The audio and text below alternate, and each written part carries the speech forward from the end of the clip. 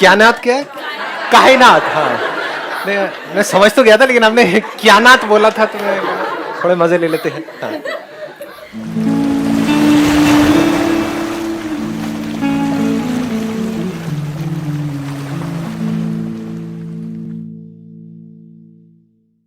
Breakup means not just के जहां पर एक गर्लफ्रेंड बॉयफ्रेंड है उनका ब्रेकअप हो गया है। ब्रेकअप का मतलब अगर सिंपल वे में बोला जाए, दिल का टूटना। दिल कब टूटता है? तब नहीं जब हम किसी को छोड़ते हैं। समझ गए ना? उसको भी लोग ब्रेकअप समझ लेते हैं। अरे वो ब्रेकअप थोड़ी, वो तो बढ़िया फन है। आपने उसको छोड़ा किसी और के लिए तो वो तो बढ़िया है। That is not breakup. Breakup मतलब आपका दिल टूट गया है। दिल कब टूटता है हमारा? जब हम किसी के साथ रहना चाहते हैं लेकिन उससे हम अलग हो जाते हैं किसी भी वजह से। उसने धोखा दे दिया, उसने ना बोल दिया, या हाँ हो जाता है कि मम्मी पापा ने हाँ उसके माँ बाप ने मना कर दिया, या डेथ हो गई किसी की। ये सब आ गया ब्रेकअप के अंदर। और अगर इसको और ब्रॉड कर दिया जाए तो सिर्फ यही नहीं आया कि अगर आपने मेरे सेशंस को ध्यान से देखा होगा तो मैं कोई पर्टिकुलर चीज के बारे में बात नहीं कर रहा होता हूँ, करता हूँ एक चीज के बारे में, लेकिन पूरी लाइफ उसमें आ जाती है। मतलब लाइफ के हर एस्पेक्ट को हम उसमें कवर कर लेते हैं। तो ब्रेकअप मतलब सिर्फ यहां तक नहीं। दिल हमारा कब टूटता है? हमारा कोई डिजायर है, बर्निंग डिजायर है, ये हमको चाहिए चाहिए चाहिए, नहीं मिला, दिल टूट गया ना। हाँ, हमने अपनी मर्जी से उस चीज को छोड़ा, चीज को या इंसान को, तो दिल नहीं टूटता है। जैसे अपना मोबाइल आपने पुराना एक्सचेंज कर दिया नए मोबाइल के लिए, तब दिल नहीं टूटता है। लेकिन आपके नए मोबाइल को कोई लेकर के भाग गया आपसे छीन करके, तो दिल टूट जाता है कि नहीं? तो ये ब्रेकअप है। या you want to say something? या इनको माइक दे दो। जो भी हम ये ब्रेकअप की बात कर रहे हैं तो इसकी हम इवेंचुअली एक क्रक्स निकाल सकते हैं that life becomes meaningless. And में इसको हम ऐसा कह सकते हैं। बिल्कुल। तो मैं जनरलाइज करके नहीं कह रही, what I have done is like other people also do it कि दे बिकम राइटर्स, पोएट्स। तो वो एक नया डायमेंशन देता है माइंड को, जिससे ये सब सारा कोप अप करने में डेफिनेटली हेल्प मिलती है। Exactly. Let's give a big hand for her. Please have a seat. This is something very interesting कि जब ऐसा कुछ होता है हमारे साथ में तो उस टाइम पे क्या होता है? अंदर एंगर होता है, फ्रस्ट्रेशन होता है, बहुत कुछ होता है। तो एक एनर्जी होती है, और एनर्जी कभी पॉजिटिव या नेगेटिव नहीं होती है। Energy in itself is neither constructive not destructive. जैसे इलेक्ट्रिसिटी है, वो क्या है? कंस्ट्रक्टिव है, डिस्ट्रक्टिव है, डिपेंड करता है हम उसको कैसे यूज कर रहे हैं। तो अब अगर उस टाइम पे इस एनर्जी को हम कंस्ट्रक्टिव तरीके से यूज करें, ब्रेकअप मतलब क्या, दिल टूटना मतलब क्या? एक क्राइसिस सिचुएशन, बहुत बड़ी, और जितनी बड़ी क्राइसिस उतनी बड़ी एनर्जी। जैसे अगर डिस्कवरी नेट जो ये देखते हो आप लोग, तो उसमें कभी नोट किया है कि जैसे कहीं आप देख रहे हो एक पोलर बेयर है, उसका कोई बच्चा है, राइट? तो जब तक वो आराम से बैठे हैं तो बैठे हैं, लेकिन जैसे ही उसका बच्चा खतरे में होता है तो क्या होता है उसकी माँ की हालत? जैसे सामने से 4 भेड़िए आ रहे हैं, वो चारों को डिफीट करने लायक हालत में होती है उस टाइम पे, अकेली। वैसे देखो तो मजे से चल रहे होते, बैठी है ये। तो 2 अलग अलग एनर्जीज हैं। अगर हम लाइफ को समझें, 2 तरीके से हमको एनर्जी मिलती है। एक मिलती है पैशन से कि कुछ करना है करना है करना है करना है, वो एनर्जी बड़ी है, नो डाउट। बट उससे भी बड़ी एनर्जी, क्योंकि वो तो सबके अंदर है ही, कोई ना कोई डिजायर्स तो हमारे सबके अंदर है ही ना। लेकिन उसके बाद भी सवाल आता है कि मेरे माइंड में डिस्ट्रैक्शन आ जाता है, ये आ जाता है।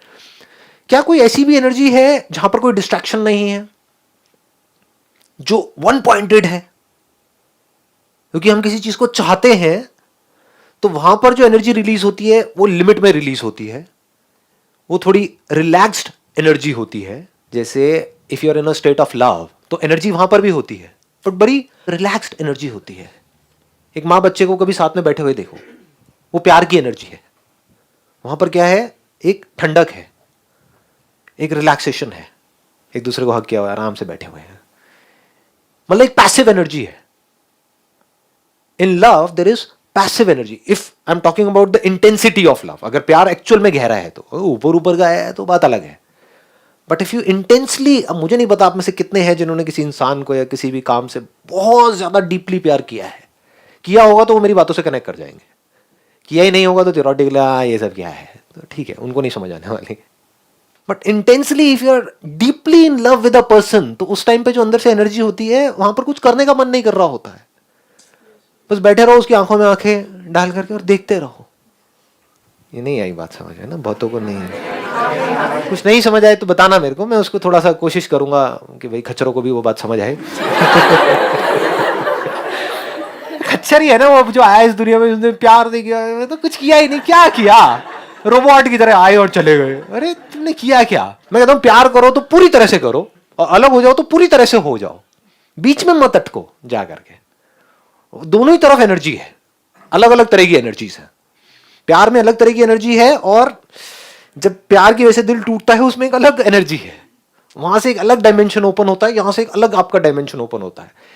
जब हम डीपली किसी के साथ में प्यार में होते हैं और उसके साथ जुड़े हुए होते हैं, दैट इज लव। हाँ, उसका हाथ पकड़ रहे हो इसलिए कि हाथ पकड़ के कुछ और चाहते हो, तो वो एक अलग गेम है, मैं उसकी बात नहीं कर रहा। I am not talking about that. हाँ, समझ गए? तो वहां पर तो कुछ और ही हो रहा है, फड़फड़ा रहे हो गए वहां पर, तो समझ गए ना? हाँ, मैं उसकी बात नहीं कर रहा। I am talking about when you are deeply in love with something और विथ समवन और अ सिचुएशन। उस मोमेंट में एक डीप अबाइडिंग पीस होती है, साइलेंस होता है, एक ठहराव होता है। उस मोमेंट में और कुछ नहीं होता है, वहां पर ना पास्ट होता है ना फ्यूचर होता है। आप भी नहीं होते हो, वो भी नहीं होता है,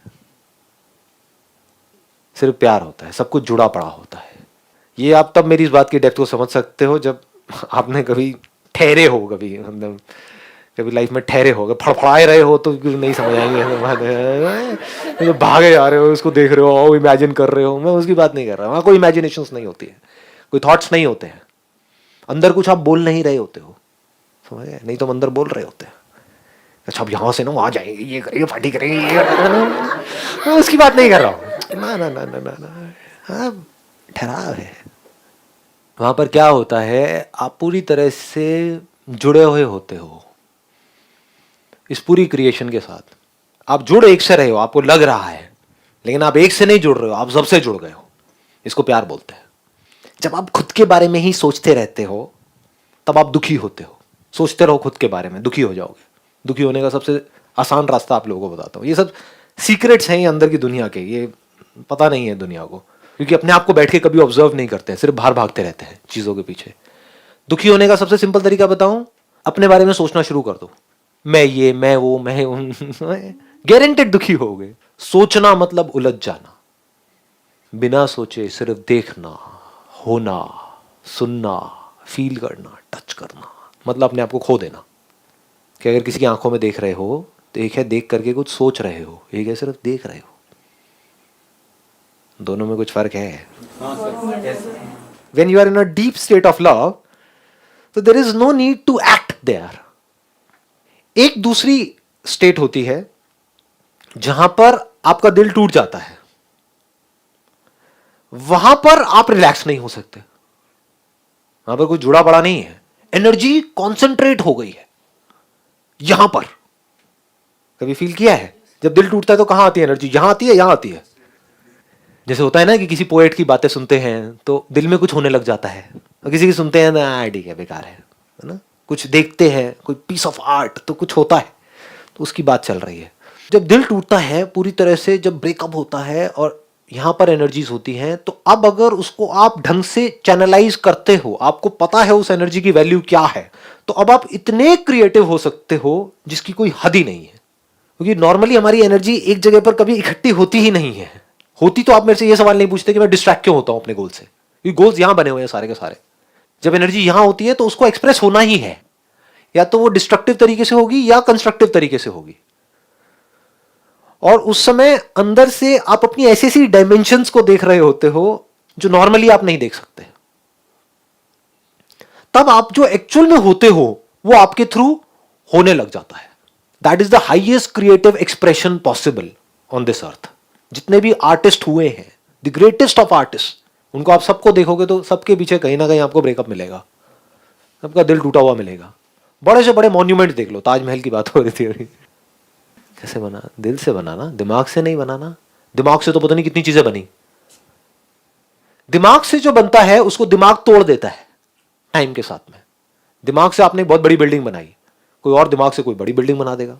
ताजमहल दूसरा कैसे बनेगा? नहीं बन सकता। दिमाग से जो पेंटिंग बनती है उसकी एक कीमत है, जो दिल से बन गई उसकी कोई कीमत ही नहीं है। दिल से अगर आपने कुछ किया तो दैट इज टाइमलेस। और अब अगर यहां पर आप अपनी ये जो सारी एनर्जी है उसको लगा दो कहीं ऐसा कुछ करने में जहां पर के आप खुद को खो दो, तो वहां से जो क्रिएट होगा वो कुछ कमाल का होगा।